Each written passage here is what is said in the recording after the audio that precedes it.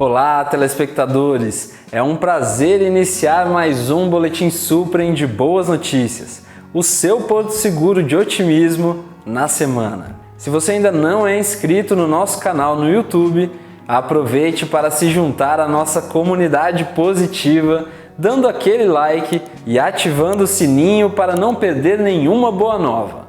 Vamos lá!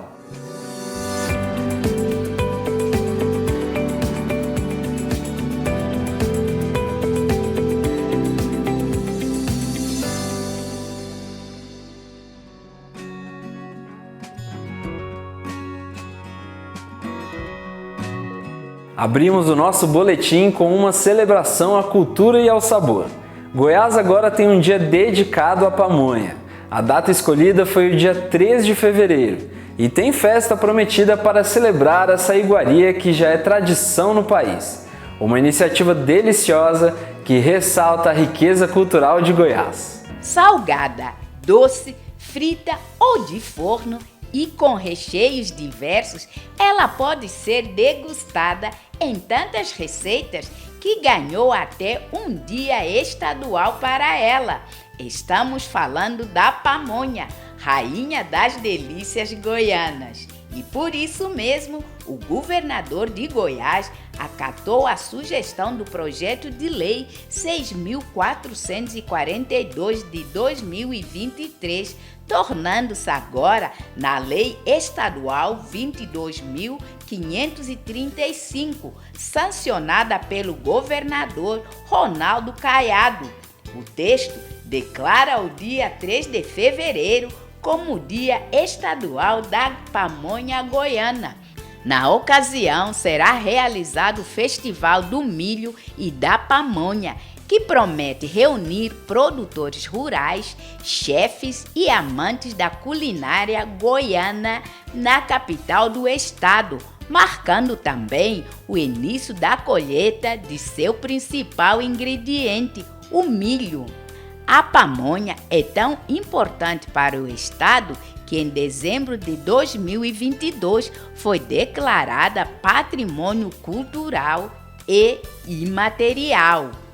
A pamonha ela é mais do que uma tradição histórica, né, da culinária goiana, e ela está para os goianos assim como o açaí está para o paraense, o piqui está para o mineiro. Então, assim, eu acho que é muito merecido a gente poder agora comemorar o Dia Estadual da Pamonha Goiana. E para mim é um grande orgulho representar a pamonha e as tradições goianas aqui no Distrito Federal, na nossa marca, que é a Pamonha Pura, uma pamonha tipicamente goiana, que é a melhor pamonha do Brasil, né? A pamonha tem suas raízes na cultura indígena dos povos originários brasileiros e, segundo o site do governo de Goiás, com dados da Junta Comercial, existem cerca de 11 mil pamonharias no estado.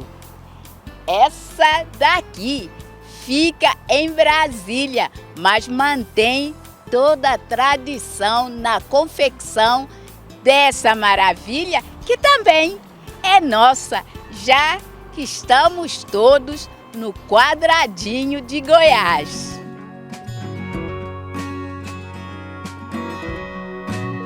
E tem novidades para a educação brasileira.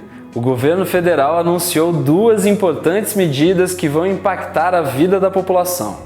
Além de novos institutos federais, agora os estudantes de ensino médio público vão contar com uma bolsa de R$ 200 mensais. O governo federal anunciou na semana passada duas iniciativas para fortalecer o setor educacional.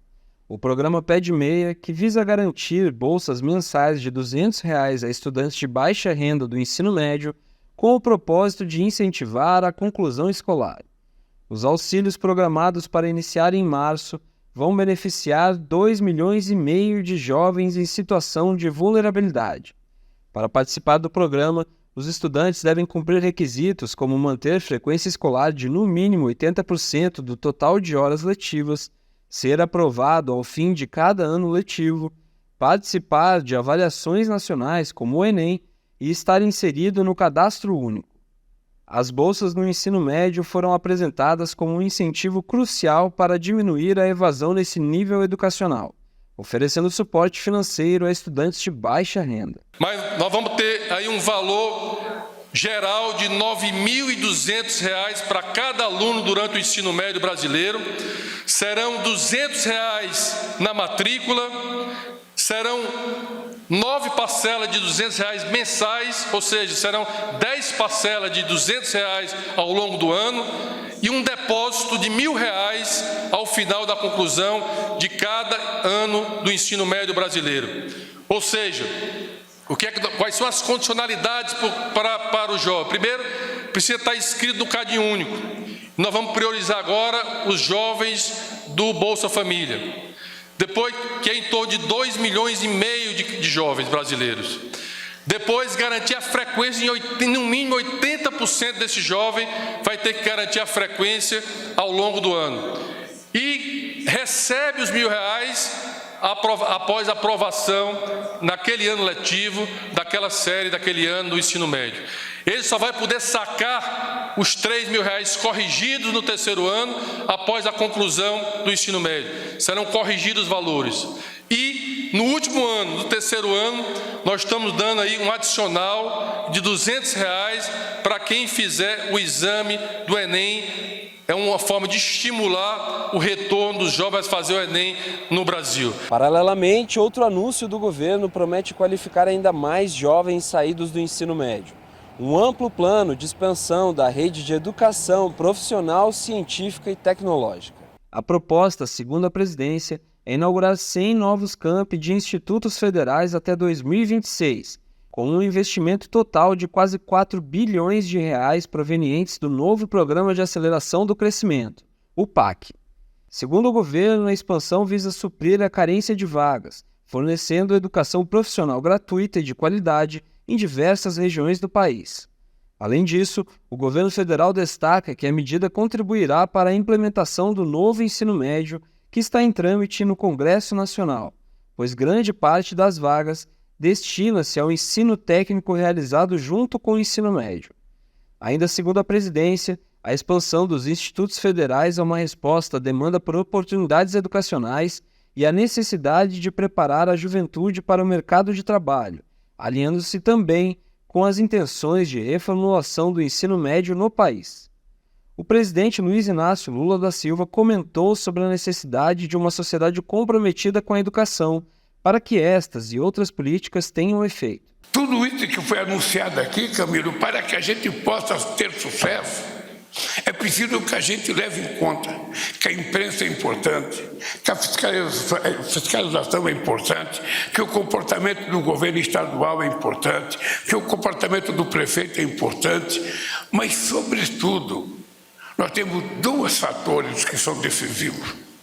Primeiro, a qualidade do tratamento que a gente vai dar aos educadores brasileiros que vão estar com os alunos dentro da sala de aula. Porque se o professor não estiver sendo tratado com decência e com respeito, se ele não estiver ganhando o suficiente para cuidar da sua família em casa, a tendência é ele não estar trabalhando animado.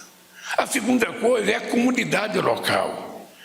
Tentar convencer o pai e a mãe de que ele tem que saber como é a coisa dentro da escola. Como é que o professor está dando aula para o seu filho? Se o seu filho sai aprendendo a lição a cada aula, se o seu filho vai se preparar para a prova a cada mês ou quando fizer a prova. Como que é o banheiro da escola, como que é a área de lazer da escola, ou seja, o pai e a mãe precisam ser parceiros para que a gente possa fazer dar certo um programa desse. Você já pensou em carregar um carro elétrico enquanto dirige? Agora não precisa imaginar mais. Uma empresa israelense inaugurou a primeira rodovia que recarrega veículos elétricos por indução. Uma verdadeira revolução na mobilidade sustentável, provando que o futuro é agora. Num marco tecnológico, a startup israelense Electron estreia a primeira rodovia de recarga para veículos elétricos localizada em Detroit, nos Estados Unidos. Com apenas 400 metros, a estrada utiliza plataformas de carregamento indutivo permitindo que carros sejam recarregados enquanto estão em movimento, em marcha lenta ou estacionados. A tecnologia requer veículos equipados com transmissores que captam a energia gerada por bobinas estrategicamente posicionadas sobre o asfalto. Apesar da capacidade inicial de 16 kW a 15 km por hora, a empresa enxerga esse avanço como um passo crucial rumo a um futuro sustentável. A Electron planeja ampliar sua tecnologia para veículos de transporte público, como ônibus e veículos de entrega. Os carregadores serão instalados em locais estratégicos, como semáforos e pontos de ônibus, otimizando o tempo de carregamento. Além disso, a iniciativa contribui para a redução da emissão de gases poluentes, promovendo um ambiente mais limpo. O futuro da tecnologia inclui planos ambiciosos da empresa, que visa expandir a infraestrutura para outros locais. A Electron imagina um cenário onde rodovias ao redor do mundo incorporam essa inovação, consolidando a mobilidade elétrica como uma norma global.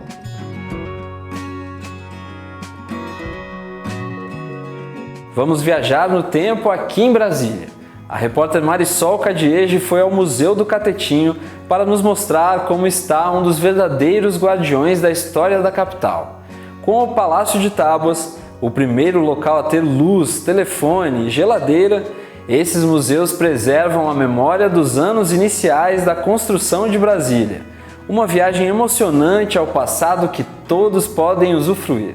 A história que pouco se ouviu contar nos bancos escolares pode ser aprendida na exposição Catetinho, a Flama Inspiradora, uma viagem na história do Brasil e de Brasília, o reconhecimento da memória nacional a partir de elementos cuidadosamente selecionados, dando nome e sobrenome a diversos participantes que acabaram invisibilizados na construção dessa narrativa e do Monumento Catetinho, residência presidencial de Juscelino Kubitschek, enquanto Brasília era construída.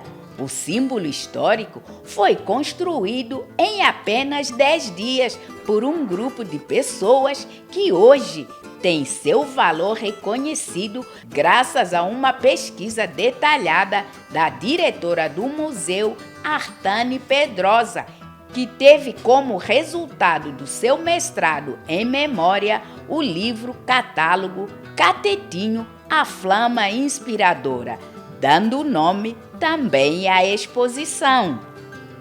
Essa exposição que está agora, ela foi inaugurada em 2022 e ela traz uma diversidade, uma pluralidade dos personagens. Então a gente vem trazer também a participação feminina, desde a da construção do Catetinho até depois. Então a gente vai ter várias falas que estavam numa memória subterrânea, como assim, né, podemos dizer.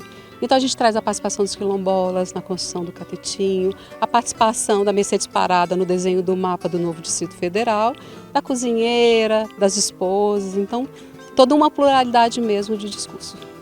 Assentado numa área de 3.540 alqueires, na área de preservação ambiental Cabeça de Viado, uma região de proteção de mananciais, o palácio já passou por 2 reformas e foi construído em cima de pilotis. A exposição apresenta detalhes da residência que vão do quarto onde Israel Pinheiro e Dona Coraci Pinheiro se hospedaram a uma cozinha com fogão a lenha e mesa posta, além dos trajes usados para a inauguração da capital e da sala de despacho na sua forma original. Este lugar inspirou Tom Jobim e Vinícius de Moraes a comporem a música Água de Beber. Aqui também encontramos um dos símbolos mais importantes para o povo brasileiro e a historiadora Taivone explica para nós com brilho nos olhos sobre essa bandeira. Essa bandeira foi uma das primeiras bandeiras, né, achada no Núcleo Pioneiro. E ela tem um diferencial, ela é toda remendada e ela contém 21 estrelas, né? Sendo a estrelinha acima o estado do Pará, porque era o único estado acima da linha do Equador. Então essa linha de ordem e progresso era como se fosse a linha do Equador. E aí tem 21 estrelas porque não existiam alguns estados na época, né? Como Tocantins, Mato Grosso, dentre outros estados. Aqui é um espaço histórico, ele mantém as características da história. Então eu idealizei praças, mas não tem praças. Ele é mais original do que eu esperava. A Casa Museu, também conhecida como Palácio de Tábuas, é o único edifício de madeira do arquiteto Oscar Niemeyer que ainda está de pé. O museu, que é guardador de uma grande riqueza histórica e ambiental, recebeu durante o ano de 2023 cerca de 35 mil visitantes.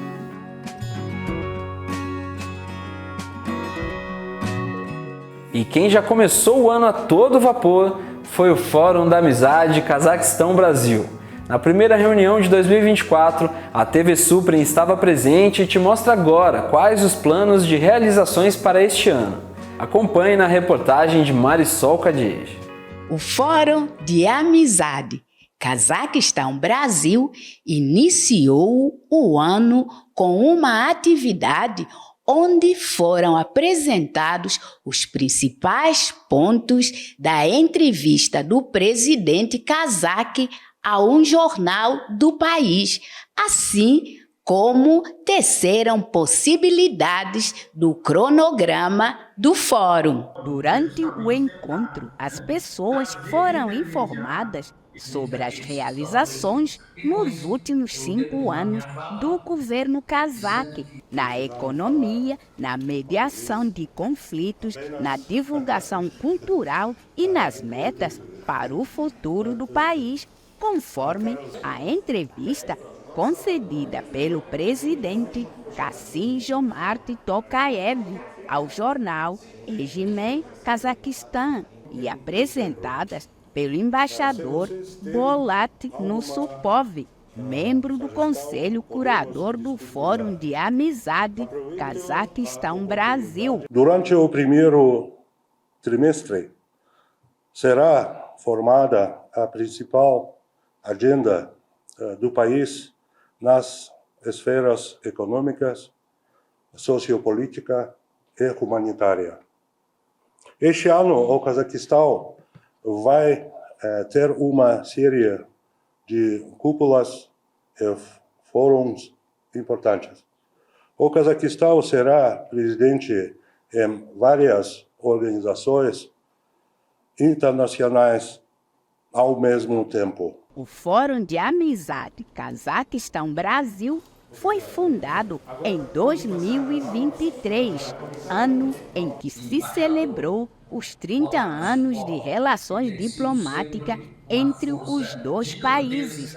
Na primeira reunião deste ano, o presidente do Fórum, Ulisses Riedel de Rezende, destacou a atuação cazaque na humanidade e a importância de uma agenda para 2024 baseada na declaração final do 7º Congresso de Líderes Mundiais e Religiões Tradicionais, que se realizou em setembro de 2022 em Astana, com foco na ciência da paz. Durante o ano, nós pretendemos fazer reuniões em outras capitais para integrar o Fórum da Amizade e apresentar o Cazaquistão aos brasileiros. Todos os dias, todas as semanas, nós trazemos novas pessoas que entendem o como é importante estar com o Cazaquistão, que é um país que prega a paz mundial. Tá? Então, o Fórum da Amizade, ele tem esse viés de também pregar a paz mundial, a tolerância, tudo aquilo que a gente precisa. É muito importante essa adesão e sem essa apresentação, sem essa integração, nós não vamos conseguir fazer isso. A agenda do Fórum de Amizade Cazaquistão-Brasil conta com a parceria da União Planetária, que busca a transformação da humanidade, potencializando os seus aspectos positivos e mais elevados. O vice-presidente da UP, Rudinei Marques, falou sobre a importância dessa parceria. A União Planetária traz no seu DNA a integração dos povos e a paz mundial. Então, o Fórum Brasil-Cazaquistão, ao se propor a integrar essas grandes culturas, ele dá um passo muito importante para que isso se amplie, inclusive, para os demais países. Tudo que o mundo precisa hoje é paz. Terminamos o nosso boletim com uma história de resiliência e inspiração na Amazônia. A comunidade japonesa em Tomé Açu, no Pará, enfrentou uma praga devastadora nos anos 70. Depois de mudar a forma de plantio e seguindo o exemplo da floresta amazônica, hoje essa comunidade produz cacau e diversas frutas, se transformando em um exemplo de harmonia com a natureza. Na pacata Tomé Açu, no interior do Pará, uma revolução agrícola transformou não apenas paisagens, mas vidas. O engenheiro florestal japonês Noburo Sakaguchi, ao deparar-se com a devastação de uma praga nos anos 70, propôs uma mudança radical. Ao invés de apostar em monoculturas, ele sugeriu que os agricultores se espelhassem na diversidade da floresta amazônica. Um de seus discípulos, o agricultor Michinori Konagano, hoje aos 65 anos, testemunha a transformação da agrofloresta em sua própria fazenda. Adotando esse modelo, as famílias japonesas viram seus campos degradados recuperarem a exuberância da floresta, reintegrando animais desaparecidos e diversificando suas fontes de renda. Hoje, a fazenda de Konagano é um oásis de variedade, cultivando cacau, açaí, cupuaçu, pitaia, madeira e óleos vegetais. O caso em Tomé Açu não apenas resgata a conexão perdida com a natureza, mas também se tornou um exemplo global. Pesquisadores e agricultores de diversas partes do mundo buscam inspiração nesse modelo sustentável, uma alternativa aos métodos convencionais que estimulam a destruição da Amazônia. E assim encerramos mais um Boletim Suprem de Boas Notícias. Esperamos que essas histórias tenham iluminado o seu dia. E lembre-se, a positividade está em toda parte, basta olhar ao redor. Curta, comente e compartilhe essa onda boa. E claro, não esqueça de se inscrever no nosso canal para mais doses semanais de otimismo. Nos vemos na próxima semana com mais notícias que nos fazem acreditar num mundo melhor. Até lá!